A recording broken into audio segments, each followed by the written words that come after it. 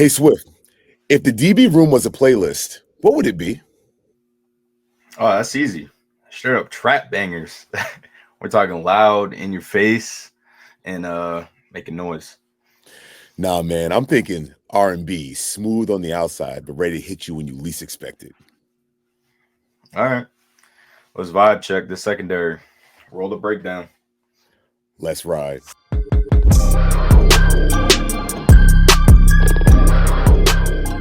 All right, Swift, we're back for now episode 19. But I'm super excited because we're about to get this series started where we are going to do a positional breakdown every week. We talked about it. I thought you had a great idea to start off with the defense. I think it's a great positional group to really attack. And then we'll do one a week, and then that'll take us hopefully right up into training camp. So we're going to start off with the defensive backs. But before we get started, let's do this. So if you're watching this video, please remember, we love doing this. We've had a lot of success recently. We're watching our subscriber numbers like really turn up. We've grown over 30% since we got started back again a month ago. This is super exciting. I want you to join us on this journey. But if you're watching this video, let's go ahead and like the video, please. Comment what the positional group you're looking forward to us most breaking down. Hit that subscribe button, and then please smash that bell notification so that you know new episodes are coming out. We're super excited to get this thing started. Honest to goodness, like this has been a great comeback. I think it was the best move we made to get this thing started again. Swift, what do you think? Yeah, I couldn't agree more. It's been fun. It's been exciting, and it's been really cool seeing just like the fan base grow, and it's really made us expand our minds and kind of think outside the box a little more than just just being not average Panthers fan, but think outside the box a little more and kind of put ourselves 100%. in a general manager kind of seat. So it's been kind of Oh, fun. 100%. No, 100%, man. No, I totally agree with you. So let's not delay. So I think the best place to start is our corners. So we have Jaycee Horn and our boy Mike Jackson returning after what I think was a pretty successful season last year. Jaycee Horn was able to participate in 15 contests. He was out the last 2 games of the year, but he was able to beat the injury bug. And in turn, the Panthers rewarded him with a big time deal. So let's start off with Jaycee Horn. How are you feeling about Mr. Jaycee Horn returning on a big time cornerback deal? Yeah, I love it. I guess you could call me biased because I'm a big Jaycee Horn guy. Yeah. Honestly, I won't get too sidetracked, but that year I actually kind of had wished we had gotten at the time Pat Surtain, because I remember everyone was super big on him out of Alabama. So when we got JC, I was like, who is this? I had no idea who this was.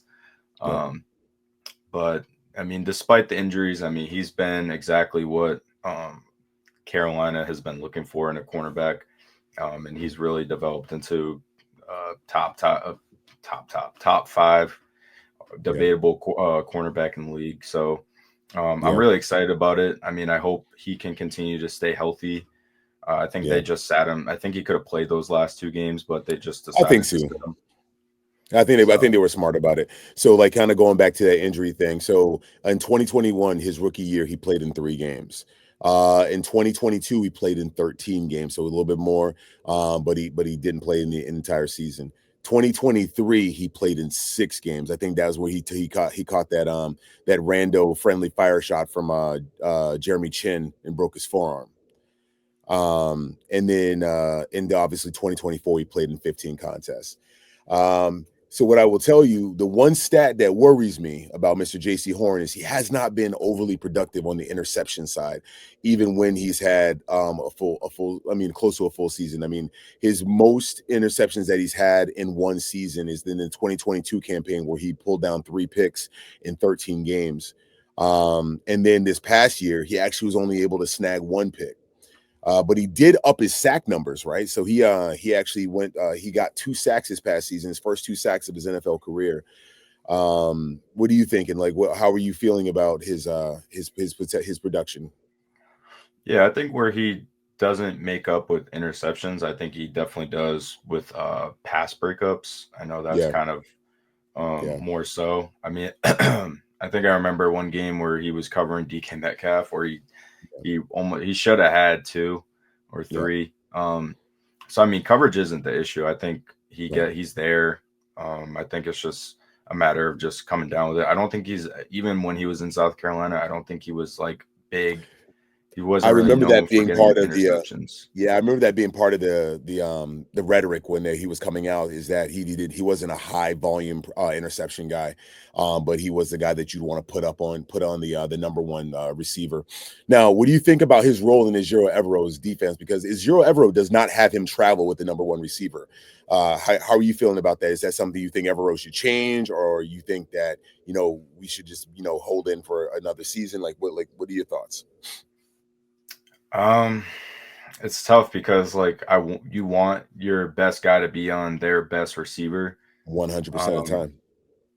it's tough because that's just a lot to ask of your Pro Bowl corner every week. I Absolutely. mean, I guess every other team does that, so I can't really Yeah. say that, but um, yeah, I think with Evero's defense, I think going back to when the sacks, I think he has him in a little bit different of a role, like Yeah. maybe a little more aggressive, some like corner fires and stuff. Right. Absolutely. Um, but that it's tough. I'm in the middle about Yeah. that. It just depends. I mean, I'd like to see some other guys elevate, or if we can Yeah. get more depth at that position, I'd feel better Yeah. about him not being on the Absolutely. one. But I mean, I prefer it. Oh, 100%. He also did log his career high in tackles this past season as well. He logged in 68 total tackles, 49 solo tackles. The other 19 were assisted. Um, yeah, no, I mean, I'm a big fan of Jaycee Horn. I'm not gonna lie to you. Like he is everything you'd want in a number one a cornerback.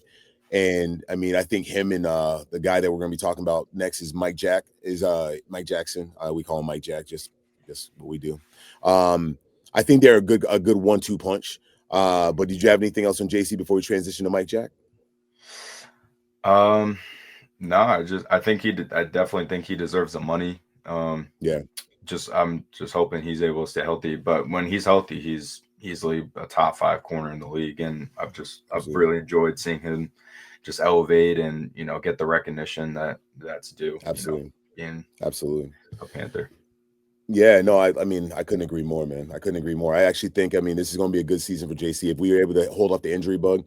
Watching some of the footage that he's interviewed during OTAs, he's been training his butt off. I think it's actually been a really good thing for him to have to reevaluate his diet and everything. And it's actually pretty good. And seeing him pop up in Panthers media like the schedule release trailer was really cool, where he's handing out tickets. He's like, I got a secret for you. I've handed out more tickets, I'm like, it was actually pretty funny. But it also shows the Panthers' love for him. I mean, obviously giving him the big money deal, but also incorporating him, big time into visibility. I think is, it's outstanding as well. And you know why he was giving the tickets out, right? Why?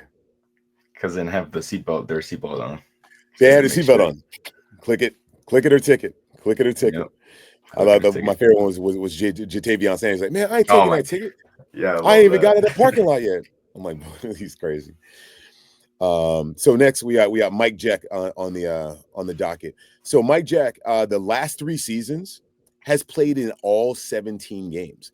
So you got to go back to the 2022 season with Seattle. He played in 17 games. The 2023 season he played in 17 games. In the 2024 season with us, he played in 17 games. Now Mike Jack did earn himself an extension because actually Pro Football Focus had him rated higher than JC. Whether that's true or not, they did have him rated higher than JC, which I mean, it is what it is. Mike Jack logged in 76 solo tackles, 78 total tackles, 58 solo tackles, and 18 assisted tackles. Interception numbers, he did pick off the ball 2 times, so he did get one more than his running mate, Mr. Jaycee Horn. But career-wise, Mike Jackson only got 3 picks. So seeing Mike Jack and JC as a complementary pair, are you worried about their lack of interception production? I know it sounds a lot like the first question with JC, but when you talk about when you consider them in an aggregate, are you worried about their turnover percentage? Um, yes and no. I'll say Okay. yes, just because I mean, well, I'll say yes and no. I'll say yes because um, it's such a heavy pass league. You want to Yeah. see the, your top two guys. You'd like to see them come up with those kind of Oh, you plays. want to see him eat. You want to see him eat all day. 100%.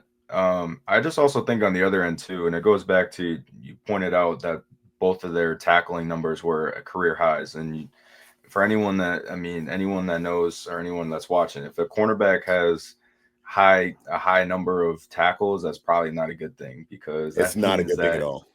no, it's not a good thing at all. So I think teams, throughout the season knew that it was a beat up team, and I think Yeah. we got killed in the run game. So um, you don't really see a lot of opportunity. On the other hand, for corners, to make plays like that, and a lot of the times I think they were caught off guard. I remember like the Chargers where Quentin Johnson had like the game of his career and never Oh played like God. that the rest of the Never. season.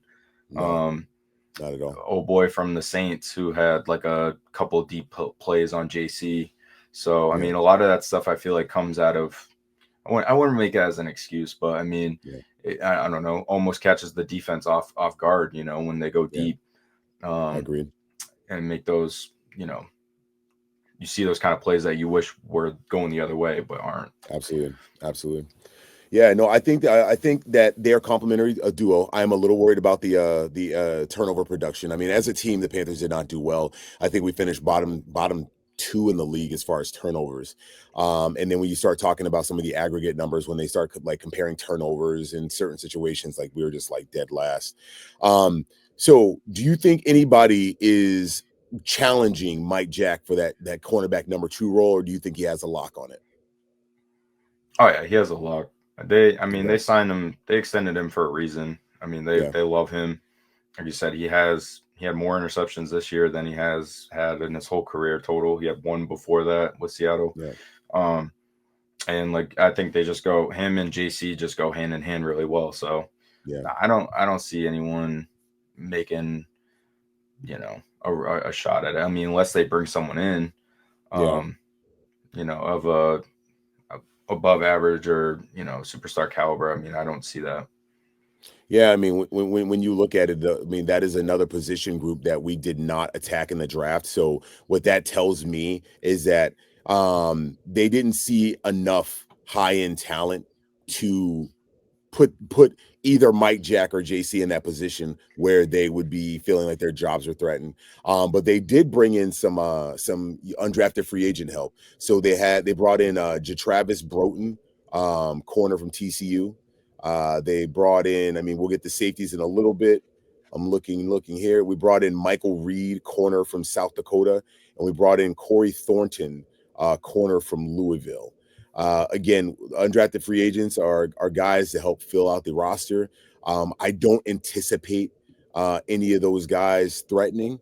I really do feel like it's one of those things where, if anything, you'd want to pick up like those guys are there to create depth behind Mike Jack and behind JC. But I don't think we have a situation where we have anybody threatening Mike Jack for his job.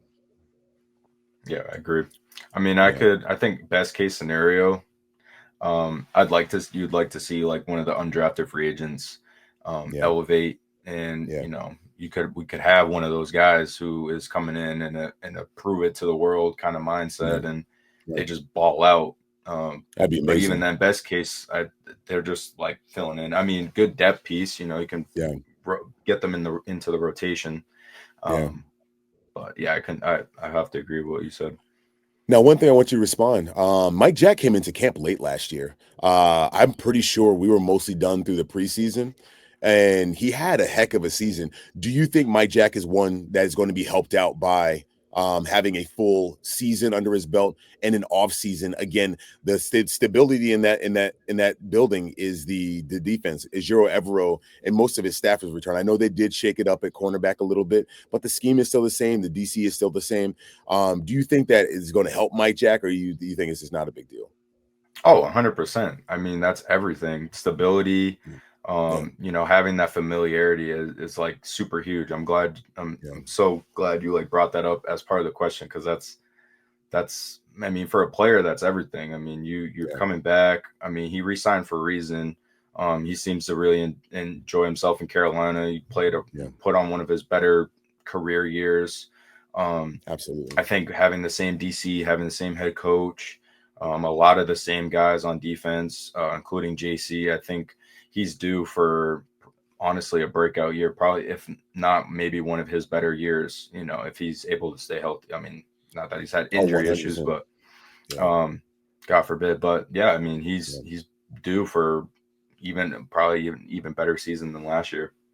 Absolutely. Now we have Shaw Smith Wade in that room as well. They drafted him last year, and really, I just remember from the initial drafting of him that everybody, because he's a smaller build corner, is that they target him for that nickel corner spot. Do you see Shaw Smith Wade carving out a larger role for himself, or do you think that's pretty much where he's going to land? Yeah, I would say that's pretty much where he's going to land. Believe he's like he ranged at like 5'10", 5'11". So Yeah, kind he's of a not tall at all. yeah. So I mean, not that it's a bad thing at all. I think he played a really well in the slot. Yeah, Again, I see here 39 tackles, so it's really a lot yeah, of tackles for him. But he did get an interception. yeah. I mean, for a rookie, I think he played pretty solid, and he's only 22, so he's only going to get better. Oh, I think 100%. maybe just keeping him in that familiarity again, just it's going to be a Yeah, big word for me today. But keeping him, where he played well, I yeah. I don't see them moving him. I think he could No. honestly thrive and have an even better year in the nickel. I agree with you. Yeah, no, I mean, I think it's going to be a world that he's going to carve out for himself very nicely.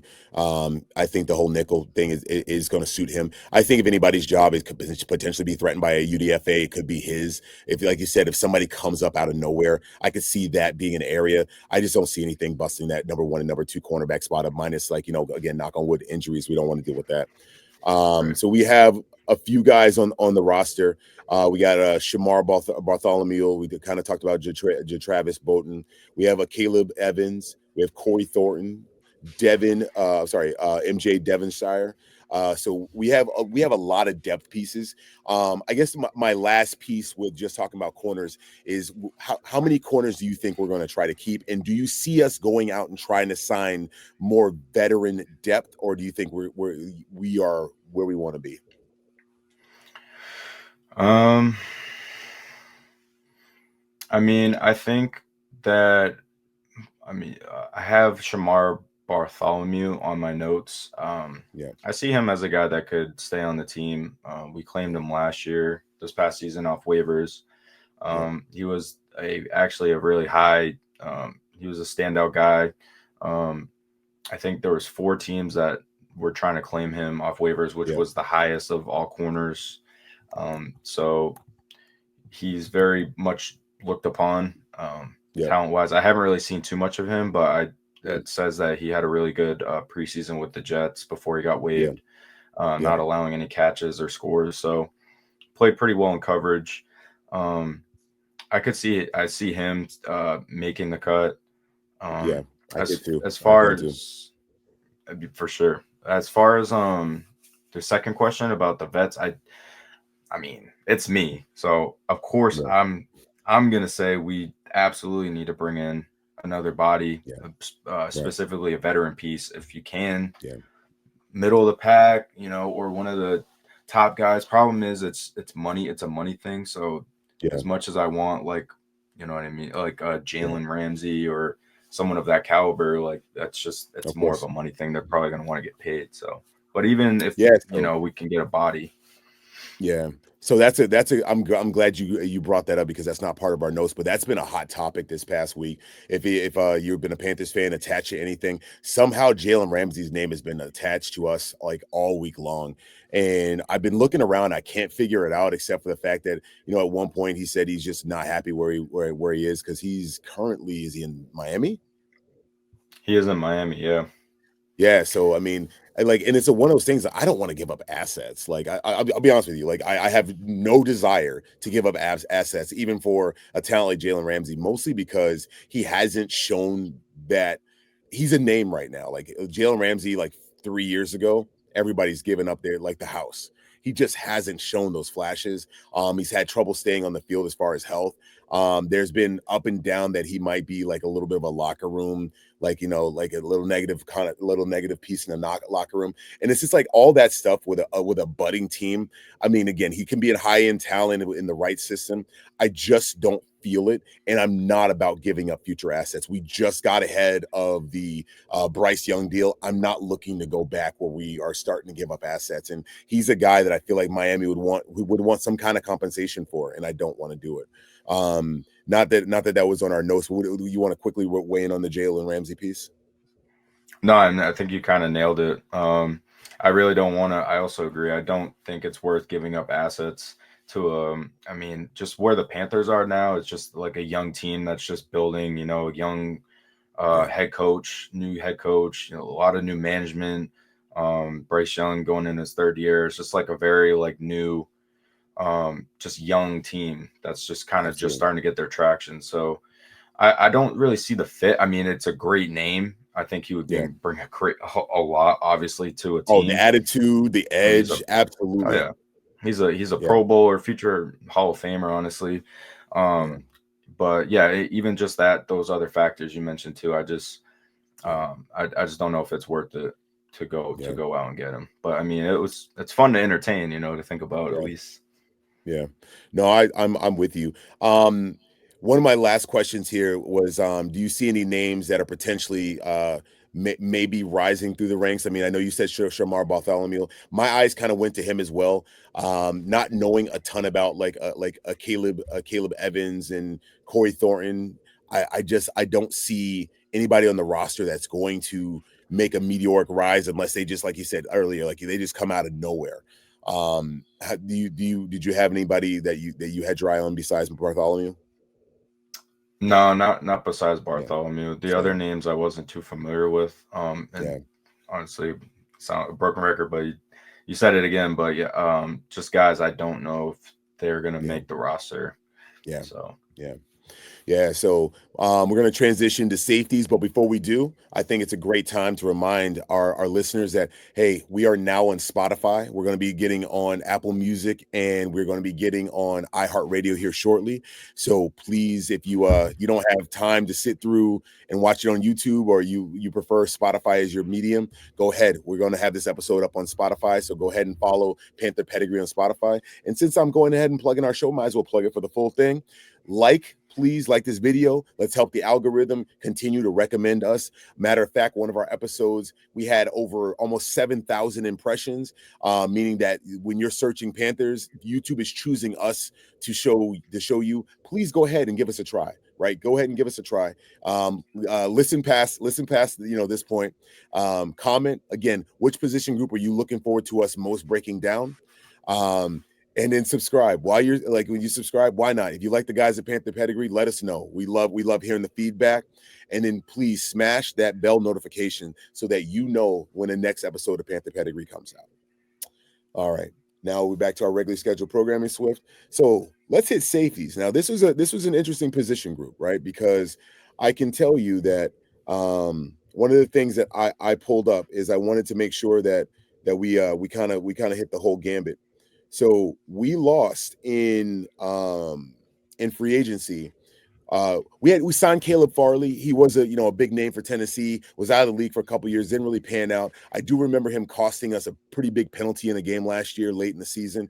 I wasn't a big fan of bringing him back. He wasn't the same name, so we didn't attack corners from what we lost in free agency. But the safety room got shaken up quite a bit. We had Xavier Woods last year. He agreed to terms on March 11th with the Tennessee Titans.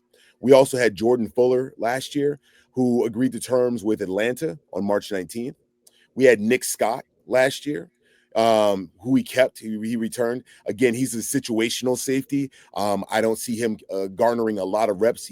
For me, he's a depth piece. And then Sam Franklin, who had some flashes last year, he came to term with Denver on April 8th. And then Lonnie Johnson, he agreed to terms with Vegas on March 10th. So that safety room has gotten completely gutted. How you feeling about that? Before we start attacking some of the names that are sitting there, was this good turnover? Was this bad turnover? Was it something in the middle? Were we due for a complete reset? Yeah, I think so. I was, I mean, I think one guy in particular, Xavier Woods, I think that was tough for me losing, but I Yeah, mean, it's same. a guy that's getting a little bit older, but didn't hasn't had as much production over the last couple of years than he did even with and then, if you compare that to when he was in Dallas, Yeah, just kind of lost production. I think he was ranked in the bottom third. he was really Um, good in Minnesota too. yeah, even in Yeah, Minnesota. I actually forgot. I totally forgot he was there. Um, but yeah, that was a tough one. But I mean, I understand it. yeah, As far as gutting the whole secondary, I definitely think it was necessary just to get a whole reset. I think you mentioned it in a previous episode that the Carolina Panthers are notorious for neglecting, the secondary, more specifically the safety room, and they've neglected it for so long. I yeah. can't even think of like a good solid core since back when we had Captain Kurt Munnerlin Coleman, and Roman Kurt Harper Coleman. and Kirk Holman. Yeah, like those kind of guys. So in Yeah, my mind, that's the kind of, um, that's how I see the Carolina Panthers safety room looking like guys like that. And we just haven't had that same urgency lately to, get a room like guys like that. So, listen, I mean, I couldn't ask for a better transition because we have restocked that room with rookie Lathan Ransom. Nick Scott, obviously, we talked about him. So Trevian Thomas, we were able to pick up priority free agent Tre'von Moehrig from the Las Vegas Raiders. We got Damani Richardson, Isaac Gifford, and then Minnesota Golden Gopher UDFA for Jack Henderson. So we did kind of cover safeties in our defensive episode. So the place I want to kind of start here is our safety room complete? When you look at those names, when you look at again Ransom, Scott, Thomas, Moehrig, Richardson, Gifford, and Henderson, is it complete? Do you think we need to be looking out for somebody else? I'll say it's not complete, and it goes back obviously to our previous conversations. Is that they need a guy who's going to cover the deep pass, or cover Yep. passes. Yep. A guy who's going to be a ball hawk, kind of free safety.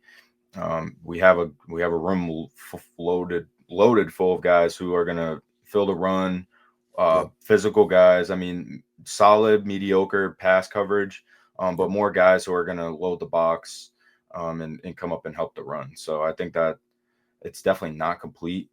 Yeah. But I don't think they're far from being a solid room. Right. No, I literally couldn't agree more.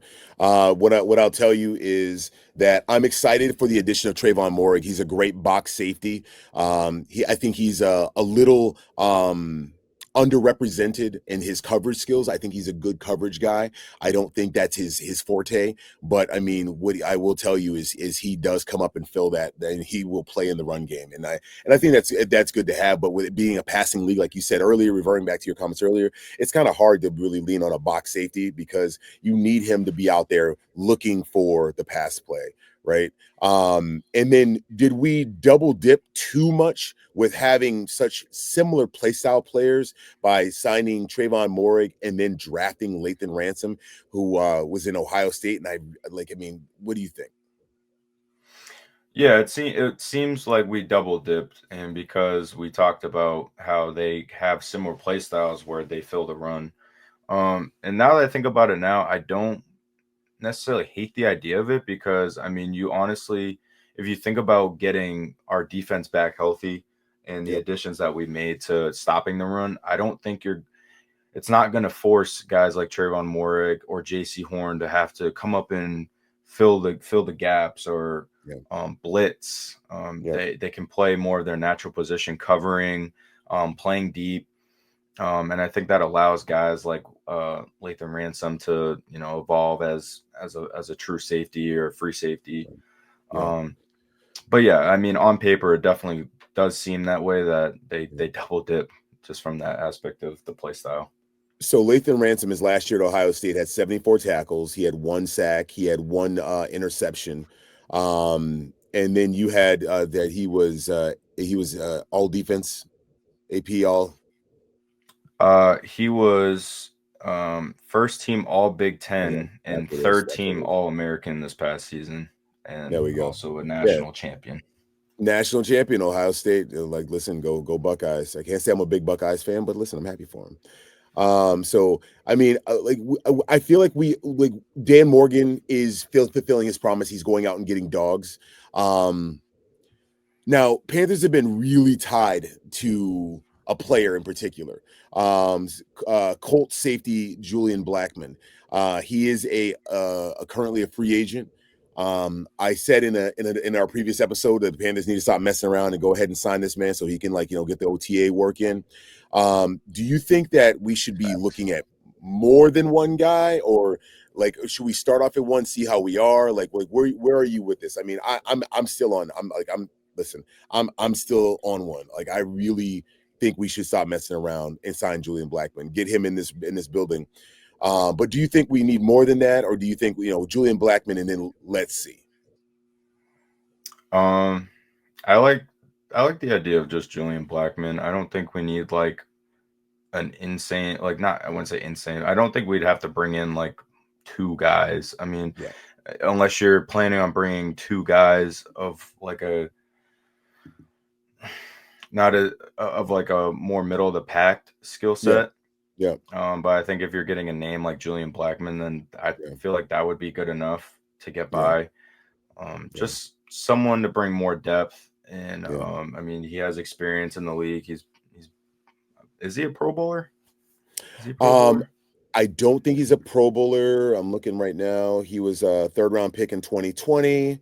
I don't have him as a Pro Bowler, but fans, I will check back on that, and I will let you know. He's a solid player. So he's got 24 he had 62 solo tackles. He had 3 interceptions and he had 4 pass defense. So he's got the goods, right? So he can definitely fill that role of that, like you said, play the coverage safety.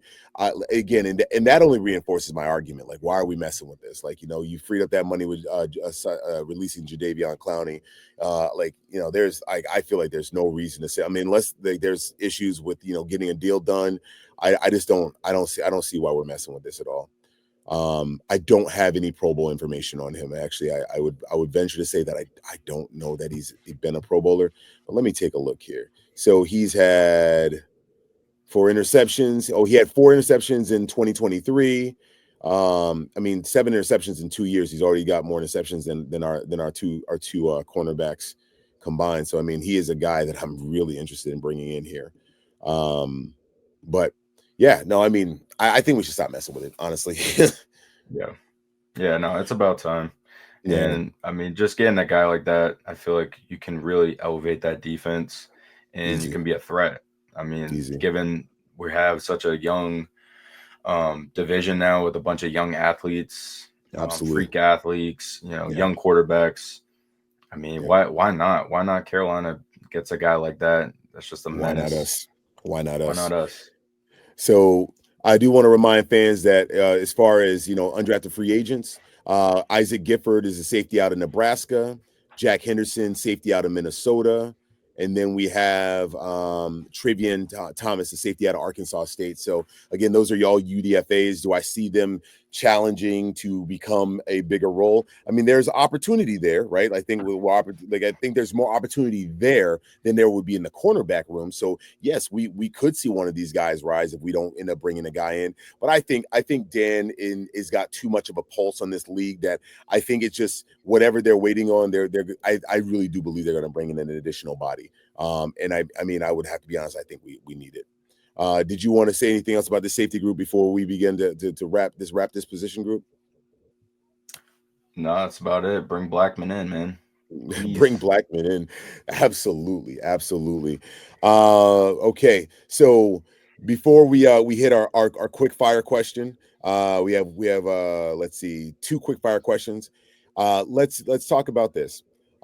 Because of this series, it means so much to us. I do want to let fans know that we are going to be breaking down the linebackers. We're going to mostly focus on the middle linebacker work, and we're going to leave the edge rushers to the defensive line. We'll break those guys down together. It was a strategy move on our behalf because I feel like that's 2 complete episodes. Then we move to the offensive side of the ball. Where we'll evaluate the offensive line, then we'll evaluate the receivers and tight ends, then running backs, then quarterbacks, and then we'll probably tie in special teams at the end of the quarterbacks episode, or maybe even give it its own. Haven't really decided yet. We're not interested in rushing this series. It's something that we want to give you 1 position group a week, and if you count it right now, that's 1, 2, 3, 4, 5, 6 position groups and 7 counting today. That we will be able to, that's 7 weeks of material that we're hoping to get out to you. All right, I got a quick fire question here for you. Who are the surprise names that fans should know heading into camp? Anybody that you're super excited about?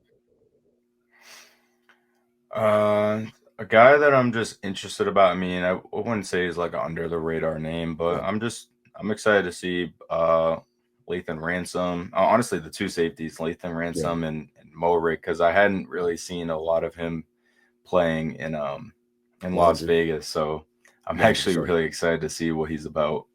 Yeah, so I mean, like I think you and I are in the same spot. I mean, we've seen Jaycee Horn, we've seen Mike Jack. I'm excited to see Mike Jack year 2. I think that's a little bit of an underrated storyline that he has an entire offseason. He's coming back with the same group. He's got a number 1 guy. He was super endorsing Jaycee Horn when Jaycee Horn got his deal. Wasn't even, I mean, out to us, he wasn't like thinking about himself. And then the Panthers took care of him as well. I'm really interested in seeing Mike Jack year 2 in a Panther system. But I mean, seeing some of the footage on Tre'von Moehrig, I mean, he looks otherworldly coming up and defending the box, honestly. Like, so I'm actually really excited to see that. I mean, again, like you said earlier, that reminds me of the days with like Roman Harper and Kurt Coleman coming up and just blowing dudes up, like absolutely destroying guys. Like, I mean, it's a very exciting place to be being a Carolina Panther fan right now. Yeah, no, I think this is a great position. I think this is a great start to our series. I mean, listen, we were able to get this one done. I like that we had some real good information for our fans. One more time, I would be remiss because we are so pumped about the growth this channel is receiving. I'm going to say it. I'm going to go online. Like, this has got to be the fastest growing Carolina Panthers channel. We've seen in our first 30 days being back is that we've seen over 30% growth. Like we went from the fan base, the fans that we had when we started up after 2 years, and then where we are now is an entire 30% growth. I'm super excited. We have fans participating. We have fans commenting. Our episodes are consistently hitting over our threshold that we talked about each other. Hey, listen, what a good number, and it's hitting that right now.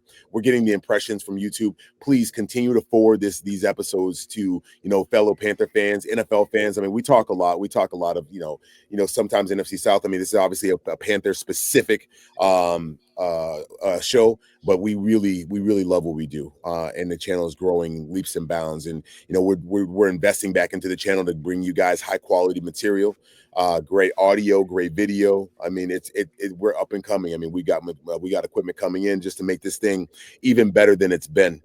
We've been working on trying to really make it a good listen for the fans. We want to make sure it's eye appealing, and we appreciate you guys. But Swift, I mean, I think that we were able to, hit the end of this episode. Do you have any other notes for us? No, that's about it for me. All right. So what I want to say is like, hey, fans, stay safe, stay blessed, keep pounding.